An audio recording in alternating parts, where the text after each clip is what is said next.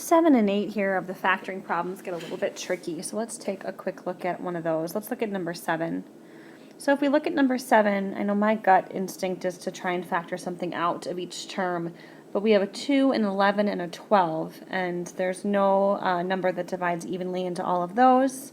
We have an x squared and x, but no x on the last term. So we can't factor out a common factor. And the part here that's different a little bit, makes this a little bit more difficult, is that we still have this coefficient of 2 in front of the x squared.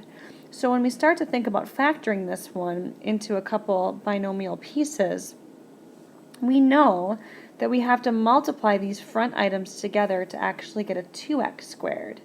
So we have to think about the ways we could multiply two items together and get 2x squared. And we're a little bit lucky in this case because there is only one way really for that to happen, and that would be to multiply 2x times x. That'll give us that 2x squared, but what complicates things is this 2. Now if we were actually to expand this out, if we had some numbers here and here and expanded this out, with this 2 being here, when we multiply the 2x by whatever number's over here, this number gets doubled before it combines with another number. So our problem is no longer as simple as what multiplies to 12 that adds up to 11. We're still going to look for items that multiply to 12, but they won't directly add up to 11. One of those numbers will get multiplied by 2 before it combines with the other, and that result has to be 11. So when we have a coefficient other than 1 in front of the x squared, our process becomes a little more complicated and really more than anything, just a little more time consuming and sometimes requires some guess and check. I think I'll use a rectangle diagram to also model this one here as we go. So our 2x squared would be up here in the top left, and we've determined that a 2x and an x would need to multiply together to give us 2x squared up there in the top left corner. As usual, in the bottom corner here, we're going to put our constant value of 12. We still want to be thinking about numbers that multiply to 12. We've got 1 and 12. We have 2 and 6. We have 3 and 4. And you'll notice pretty quickly that none of those factor pairs directly add up to 11, and that's okay. They're not going to add up exactly to 11, because remember, whatever number we put over here, or if we're thinking in the rectangle diagram, whatever number we put here gets multiplied by the 2, right? It gets multiplied by the 2 before it will combine with the other value to give us the 11x. So it becomes a little bit of guess and check, and I'm going to do a little bit of that here. So let's see, let's try 2 and 6. So I'm going to put a 2 here and a 6 here. And I'm just going to try it out and see what happens. Let's see, 2 times 2x would give us a 4x up here. And then 6 times x, or x times 6, would give us a 6x.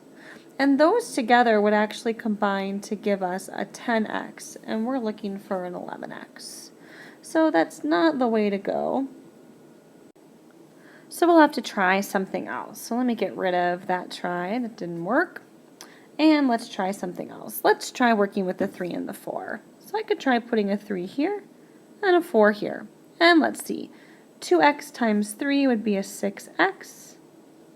And a 4 times x would be a 4x. And those together again combine to 10. And that's really not what we want. Maybe I could try switching those numbers around and try the 4 up here and the 3 down here. Let's see, I do 4 times 2x and get 8x. And then I do 3 times x and get 3x.